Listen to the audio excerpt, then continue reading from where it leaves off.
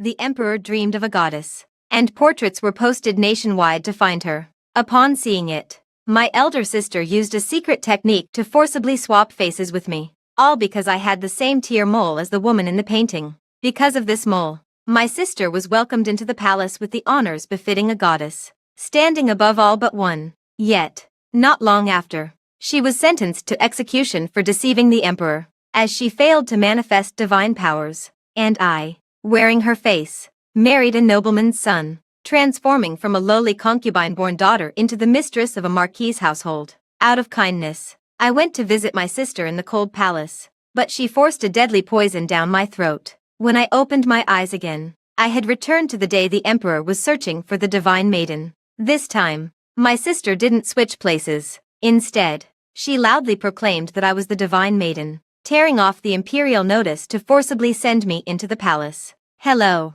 everyone. Welcome to my channel. Subscribe us to read wonderful novels every day. Now the story begins. When the officers and soldiers arrived, I tidied up my appearance and smiled faintly. It seems my identity as the divine maiden can no longer be hidden. The woman in this painting is the divine maiden seen in His Majesty's dream, who can ensure the eternal prosperity of our great Xia.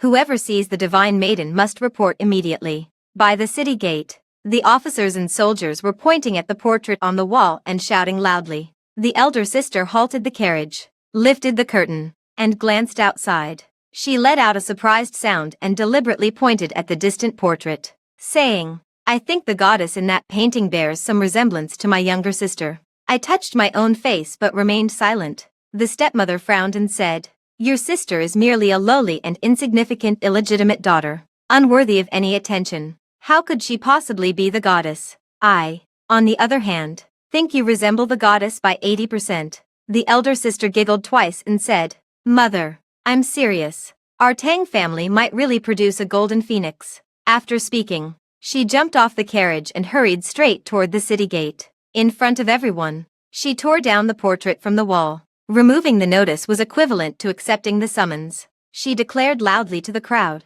"My younger sister Tang Qinyu is the divine maiden of the emperor's dreams." Soon, the officials and soldiers surrounded our family's carriage, and the leading officer demanded I step down and proceed to the imperial palace. My stepmother grasped my sister's hand and shook her head in disapproval. The emperor has yet to establish an empress, and this divine maiden could very well become the future empress. How could you give up such a golden opportunity to her? The elder sister held down their mother's hand, full of confidence. "Mother, I have my own plans." She raised her eyebrows at me in the carriage. "Qin Yu, see how good your sister is to you. When you rise to prominence in the future, you must remember my kindness today." I looked at that portrait and had long understood everything. I indeed bore a striking resemblance to the woman in the portrait, especially the teardrop mole under the eye. It was exactly the same. In her past life, my sister became the divine maiden and entered the imperial palace because of this mole. She was originally betrothed to the marquis's household, but as the marquis's family declined, she refused to marry. Coincidentally, the emperor was searching for the divine maiden from his dreams, and rumors spread that finding her was essentially choosing the next empress. After brief consideration, my sister decided to use a secret technique to forcibly swap faces with me. She entered the palace to become a divine maiden, while I took her place and married into the marquis's household. Before entering the palace, she was full of confidence, believing she was about to become the mother of the nation. In the first few months, she indeed enjoyed the emperor's deep favor. After serving him in bed, she was directly and exceptionally promoted to the rank of imperial consort. Just one step away from becoming empress, my sister outshone all the imperial concubines, her splendor unmatched by anyone. But just as she was about to be crowned empress after becoming pregnant, the emperor demanded she demonstrate her divine powers. Her sister was a fraud to begin with, so naturally, she possessed no such divine abilities. Thus, the truth was quickly exposed. Enraged, the emperor sentenced her to death for deceiving the throne. With execution scheduled after autumn, the imperial concubine sister was banished to the cold palace. During her days of favor, she was domineering and arrogant, offending many, which led to a strong backlash after her downfall. Even stray dogs passing by dared to urinate at her doorstep. Although I was a substitute bride, after entering the marquis's household, I won the affection of everyone. The couple was deeply in love, and the mother-in-law was kind and generous. The family lived in harmony and happiness, and the Marquis's household prospered day by day. The young Marquis even used his own merits to secure a noble title for me, elevating me from a lowly concubine-born daughter to the titled mistress and matriarch of the Marquis's household. The day before my sister was to be executed, I kindly went to visit her in the cold palace. Emaciated as she was, my sister summoned boundless strength in her final moments and forcefully poured poison into my mouth. Her face was twisted with rage as she viciously choked me. "You stole my life. Mine. I'm using your face. You're the one who should die." Only then did I realize she blamed everything on me. I never expected that both of us would be reborn. This time, my sister isn't swapping faces with me. She wants to personally send me into the imperial palace to settle the grudges from our past lives.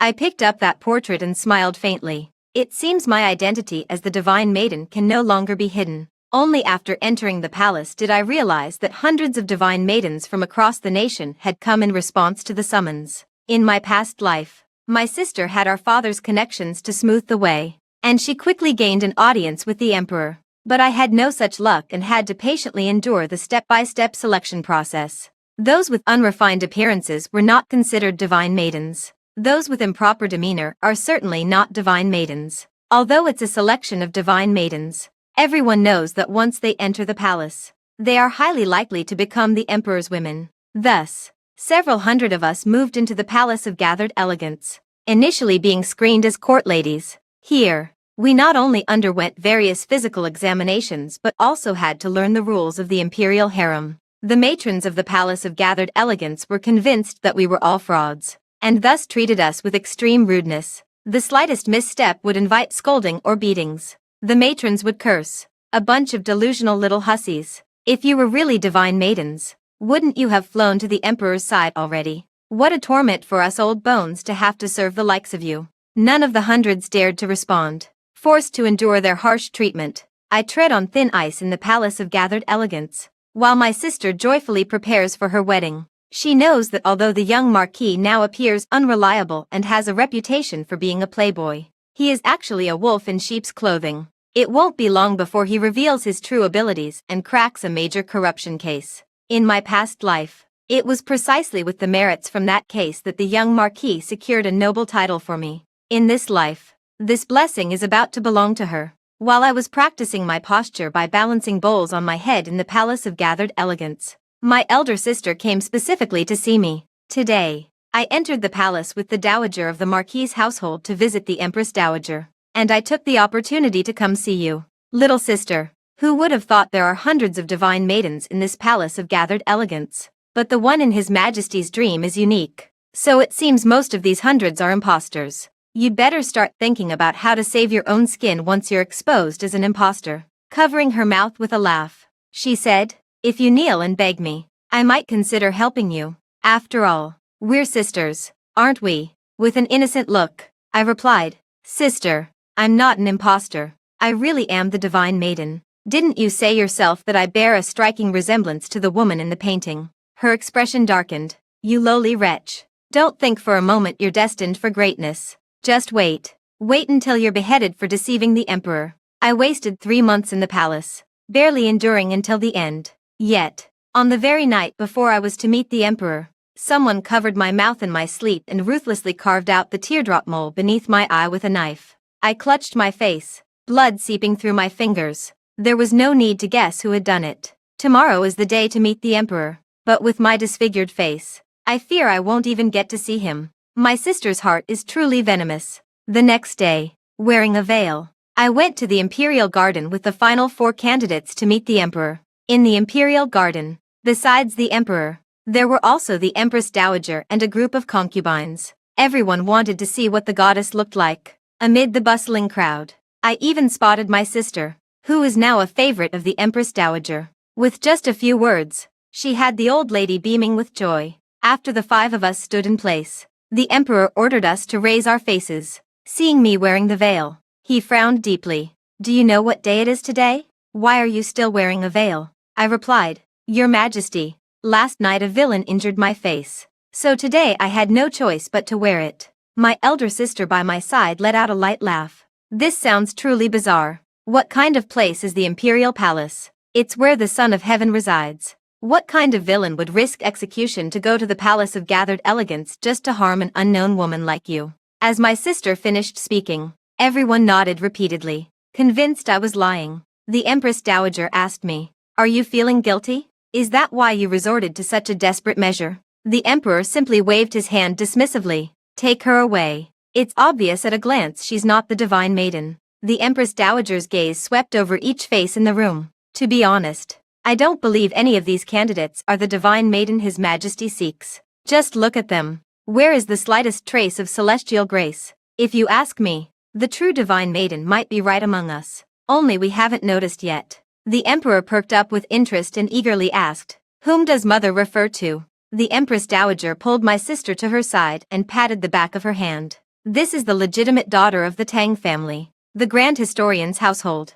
Look, isn't the mole under her eye exactly the same as the one in your dream?" Only then did I notice that my sister now had a tear mole under her eye, identical in size and position to the one in the portrait. The Empress Dowager continued, "I believe that since she is a Divine Maiden, her mortal identity must be of noble status. I've reviewed the backgrounds of these 5 women. All are from ordinary families, except for the second daughter of the Tang family, though she is a concubine-born child. Tell me, could a Divine Maiden possibly be a concubine-born daughter?" The concubines shook their heads in agreement. "Of course not." The Empress Dowager nodded with satisfaction. "This old one also thinks it's impossible. So, Your Majesty, what do you think?" The Emperor ordered the elder sister to step forward, wanting to take a closer look at her face. The elder sister was both excited and joyful. Her delicate face flushed a captivating red. The Emperor fell into deep thought after gazing at her face. There is indeed some resemblance.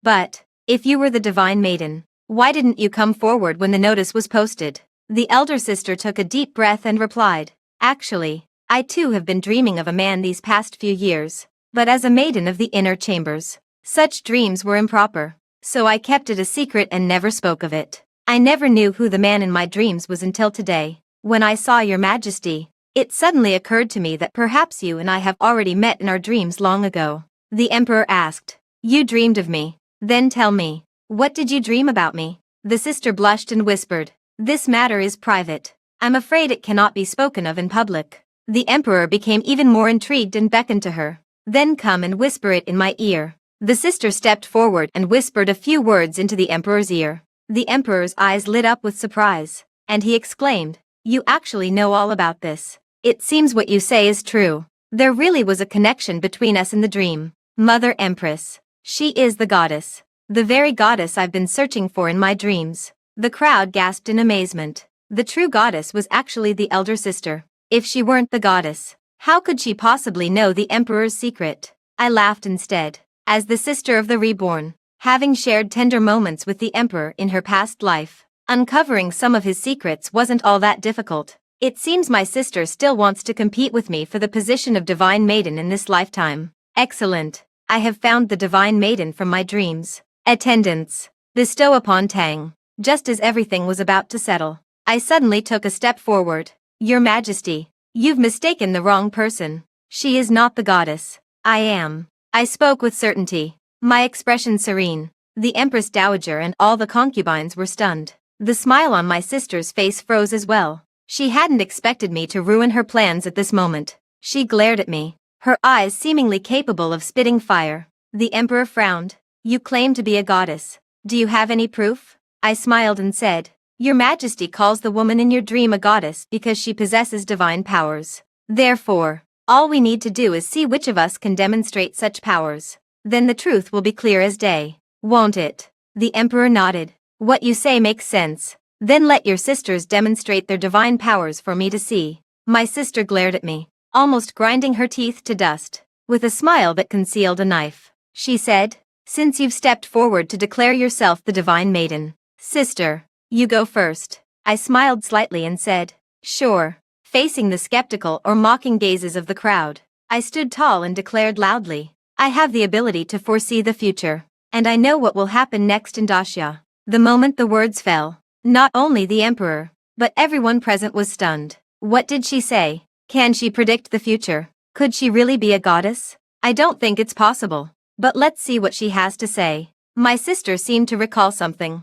her face turning deathly pale. I knew why she looked so terrible. Because in our past life, the Emperor had demanded she predict the future. And she couldn't answer. Of course she couldn't answer. I was the true divine maiden. Trembling, she pointed at me and said, Tang Qinyu, do you realize you stand before the Son of Heaven? If you speak recklessly and spout nonsense, that is the crime of deceiving the Emperor, punishable by beheading. I bowed respectfully to my elder sister. Thank you for your reminder, sister, but I haven't even finished speaking yet. Isn't it a bit premature for you to conclude that I'm talking nonsense? My sister was about to say more when the Emperor suddenly stood up from his throne and rushed excitedly to my side. I remember now. I remember. The goddess in my dream was indeed speaking of future events. She is the goddess. At this point, even the Empress Dowager couldn't help leaning forward. My son, are you telling the truth? The Emperor turned his head and nodded repeatedly. Mother, it's true. I saw the goddess in my dream, and she spoke many words to me, but after waking up, I couldn't remember them clearly. Now whenever she speaks, it reminds the child of fragments from my dreams. She must be the goddess. The Emperor gazed at me with burning intensity, wanting to touch me yet not daring to. Goddess, I have finally found you. Just as the matter seemed settled, my elder sister loudly interrupted. Your Majesty, she is no goddess. The sister narrowed her eyes, her gaze filled with resentment and jealousy toward me. She only knew these things because she eavesdropped on my words. She straightened her back and explained to the Emperor. Your Majesty, to be honest, this self-proclaimed divine maiden, Tang Qinyu, and I are sisters. In the past, we were close at home, and I had intentionally or unintentionally shared some of my dreams with her. From now on, no matter what she says is false, because I told her all of it in advance. Her move of taking drastic measures was like pouring cold water, instantly dousing the Emperor's enthusiasm. His expression turned hesitant. We sisters look very much alike, and now both have that distinctive little mole. Who is real and who is fake is like a puzzle. The Empress Dowager followed with a shout. Your Majesty, if she's a divine maiden, how could she merely be a common-born daughter? The old lady frowned deeply, looking down upon my status as a common-born daughter. Now that the sisters each have their own version of events, it would be best to keep them both in the palace for now, to observe and distinguish carefully. The suggestion to stay in the palace was ambiguous. If we truly remained, my sister Tang Miaojing and I would become women of the imperial harem. The Emperor also nodded. The matter of the divine maiden is of great importance and indeed requires careful discernment. The two of you shall remain in the palace with the rank of Changzai for now. For him, whether it was me or Tang Miaojing who was the divine maiden, he could still bring two beauties into the palace. No loss there. My sister was overjoyed and knelt to perform a grand salute. Thank you, Your Majesty. Your Majesty is wise and discerning. She got her wish again. She could stay in the palace and compete for the position of Empress. But I frowned. Not appropriate. I am a celestial maiden from heaven. If I marry a mortal, I can only be his wife. Otherwise the mortal will suffer backlash. The wife of the Emperor. That would be the Empress. The kneeling elder sister suddenly raised her head and scolded me. Tang Qinyu, how dare you be so insolent? Have you grown the courage of a bear and the heart of a leopard to disrespect His Majesty? The Empress Dowager's brows furrowed as if they could crush a fly. Tang family's illegitimate daughter. How could you utter such outrageous words? As the Empress Dowager raged, the concubines all knelt down to beg her to calm her anger. I remained standing where I was, curling my lips into a faint smile. Believe it or not, you're welcome to try. The Emperor, after all, dared not attempt it. If anything went wrong, it would concern the fate of the nation. Although the Empress Dowager wished she could kill me, she didn't dare to actually lay a hand on me. The Emperor gave up the idea of taking us sisters as concubines and allowed us to return home temporarily. Distinguishing between the true and false divine maiden, he still needed to figure out a way. Just outside the palace gates, my elder sister raised her hand to strike my face. She gnashed her teeth and said, after all my efforts to board the Empress Dowager's ship through the Marquis's elderly madam, you wretched creature ruined my chance to become Empress with just a few words. You deserve to die. I firmly grasped my sister's wrist with my hand. A queen's fortune that can be severed by a few words from others must be a false one. It can never make you a real queen. My sister was furious, her beautiful face slightly contorted with anger. Don't get too arrogant. What's there to be proud of for a fake goddess? Once again, I sincerely informed her. No, sister, I really am the divine maiden. My sister rolled her eyes. If you're truly the divine maiden, I'll write my name Tang Miaojing backwards. She boarded her family's carriage and left without looking back, leaving me standing there. Just as well, I had another place to go. The plan to marry into the palace failed, and the elder sister remembered there was still a young marquis waiting for her. That day, as usual, she carried gifts to visit the marquis's residence, only to be turned away by the marquis's elderly mother. Although the palace suppressed the matter of the true and false divine maidens, some rumors still managed to spread. Many people learned that the Tang sisters were nearly taken into the emperor's harem on the spot. The dowager of the marquis's household understood her sister's intentions and naturally would not allow her to set foot in the mansion again. Her sister stood at the gate of the marquis's residence, so anxious she was almost hopping with impatience. She kept pleading with the servants, her tone uncharacteristically humble. "Please, let me in to speak with the dowager for just a few words. It's all a misunderstanding. I can explain clearly.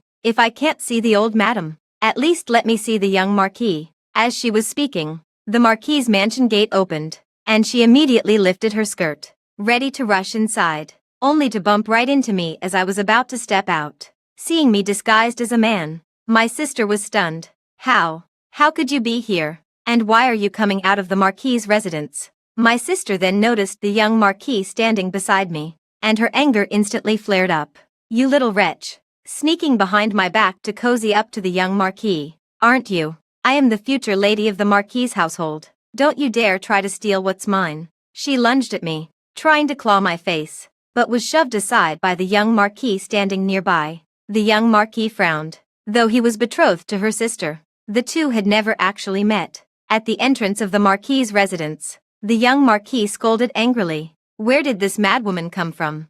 How dare she claim to be the future lady of this household? Since when did I, the marquis, take a wife? Pushed by him like this, the elder sister felt embarrassed but calmed down. Feeling both wronged and angry, she straightened her dress again, barely maintaining the dignity of a lady from a respectable family, and curtsied to the young marquis. "Greetings, young marquis. I am Tang Miaojing, the legitimate daughter of the Tang family of the censorate. I came to the marquis's residence today specifically to visit the old madam." Hearing his sister introduce herself, the young marquis curled his lips into a cold smile. "I thought it was you. So you're the Tang family's young lady who's about to marry into the imperial palace and become a phoenix. What a coincidence. I was just on my way to find you." "Really?" The sister was overjoyed and couldn't help but look up, her face tinged with shyness. "What does the marquis wish to see me for?" The young marquis pulled out a scroll of jade silk from his sleeve and tossed it directly in front of her. "I came to break off the engagement." My sister was as if struck by lightning, her eyes widening in disbelief.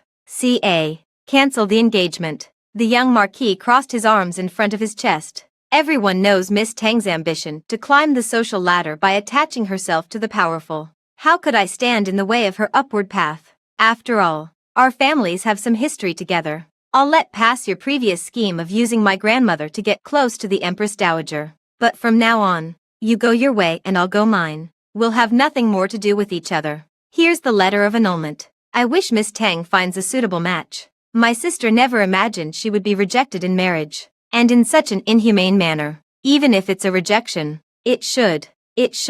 Her lips trembled as if she were about to burst into tears. Unfortunately, the young marquis was not one to cherish tender feelings. With a wave of his hand, he said, "The marquis's household has already shown utmost benevolence. Miss Tang, you'd better leave quickly." My sister bit her lower lip tightly, her heart filled with resentment. She suddenly raised her head and pointed at me, shouting, "You said the Tang family's daughter is a social climber, but the one by your side is also from the Tang family. Can't you see that?" The young marquis stepped forward to shield me and angrily retorted, "Enough. Miss Tang, I think you're truly blinded by prejudice. You can't even tell whether someone is a man or a woman. My young friend here is learned and dignified. How could they possibly be the Tang family's daughter you speak of?" He didn't want to argue with my sister any further and ordered the servants to drive her away. After the Tang family's carriage had driven away, the young marquis shook his head with a smile. "Look at that Tang family's young lady.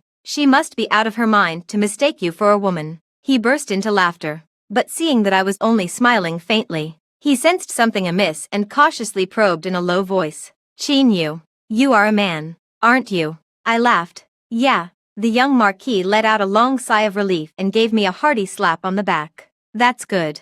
It's not easy to find a kindred spirit like you. We share the bond of Boya and Zhong Ziki. I turned my head and sighed helplessly. My husband is truly a fool, still thinking I came here to befriend him. The imperial astronomers observed the celestial phenomena at night and found ominous signs for the nation's fate. The emperor hastily summoned my sister and me to the palace, demanding that we unleash our divine powers. Before entering the palace, my sister boasted arrogantly, "Little sister, don't waste your efforts. You fake goddess. You cut off my path to marrying into the Marquis' household, and I won't give you any chance to climb up either." I frowned and retorted, "Sister, aren't you also a fake goddess? Why do you speak as if you were the real one?" She snorted coldly, "I'm not like you. Father has spent a fortune to bribe the officials of the Imperial Astronomical Bureau. They've already tipped me off. And soon I'll perform divine miracles. Just watch." I nodded and said, "Then I'll wait and see." Little sister.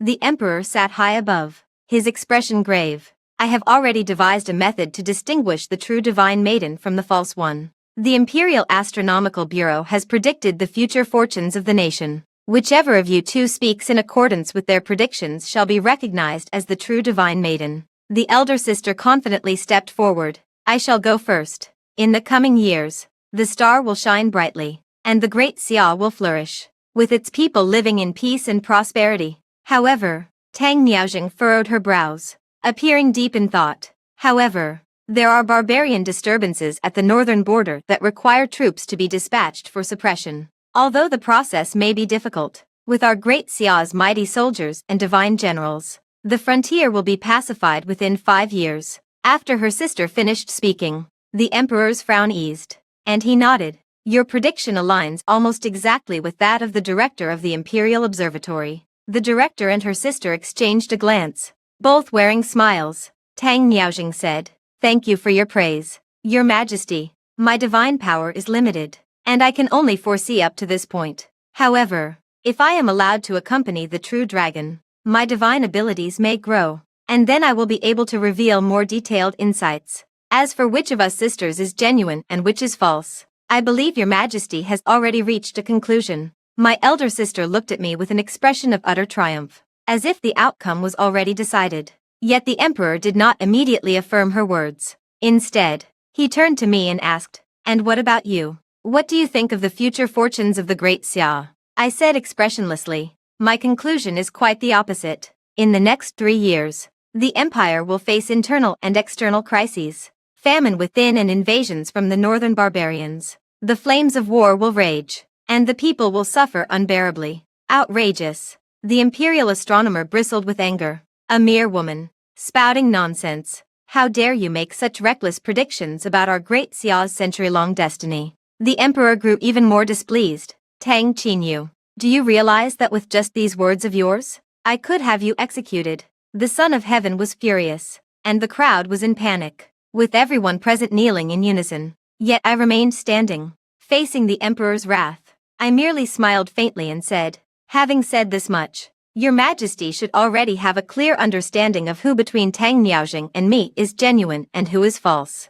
Shouldn't you?" The emperor's expression shifted several times, and in the end, he actually turned his head aside. The sister sensed something was wrong, but it was already too late. I spoke up, revealing the whole truth. "In fact, the so-called goddess is just a title. In Your Majesty's dream, there should have been a woman who, despite others' attempts to stop her, repeatedly rushed before you and said the same words I just did. But in the dream, Your Majesty didn't listen to her. Instead, you found her words nonsensical and irritating, and ordered her to be dragged away and beaten to death with sticks. Over time, that dream has become increasingly vivid. Your Majesty, you're afraid. So you've begun searching the entire country for that woman. You're not looking for her because of any divine maiden, but because your heart is filled with guilt and fear." After I finished speaking, the emperor was shocked into silence. He trembled all over, opened his mouth, but was too stunned to utter a word. You.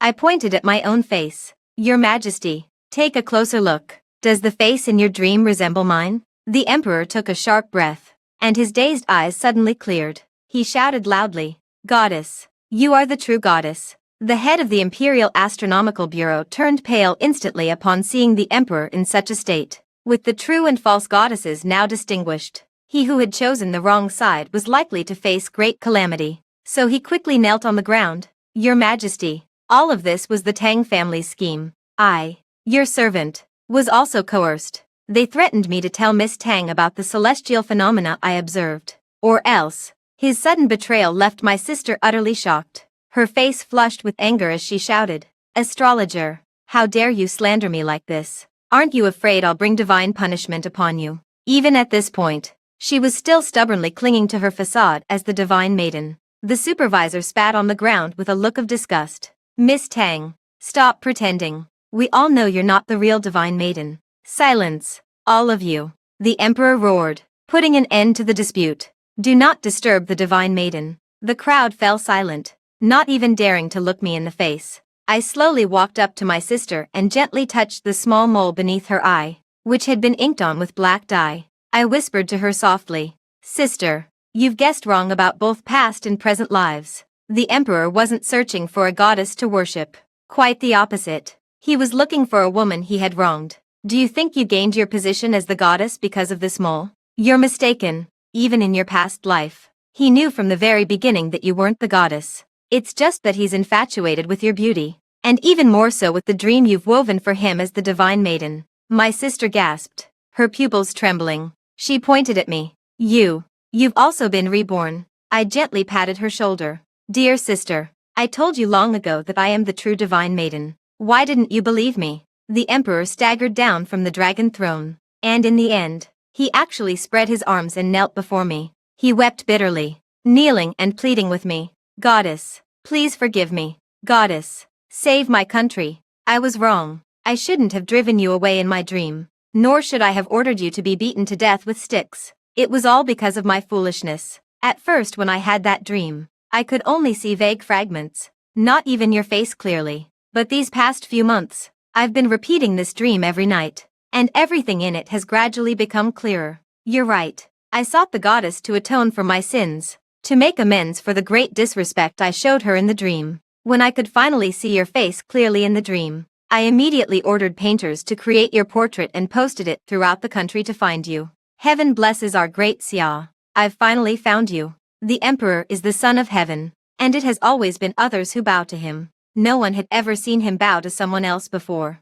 After the initial shock and awe, everyone in the grand hall quickly reacted, kneeling down and performing a grand salute to me. They shouted in unison, "We beg the divine maiden's forgiveness." Everyone present knelt in unison, leaving only my sister and me standing. She seemed to be frozen in place, standing still, even forgetting to blink. After a long while, she finally murmured as if waking from a daze, "How could you? How could you really be the divine maiden? You, a mere common-born girl." Hearing her words, I couldn't hold back my laughter any longer. "Sister, what does being a concubine's daughter matter? You've fought against me for 2 lifetimes. Haven't you lost to this concubine's daughter every single time?" The imperial astrologer angrily rebuked her. "How dare you? The goddess comes from beyond the 3 realms. How can you judge her by mortal distinctions of legitimacy? Kneel at once." My sister refused to kneel before me. Struggling, she continued to shout, "She's not. How could she possibly be the goddess?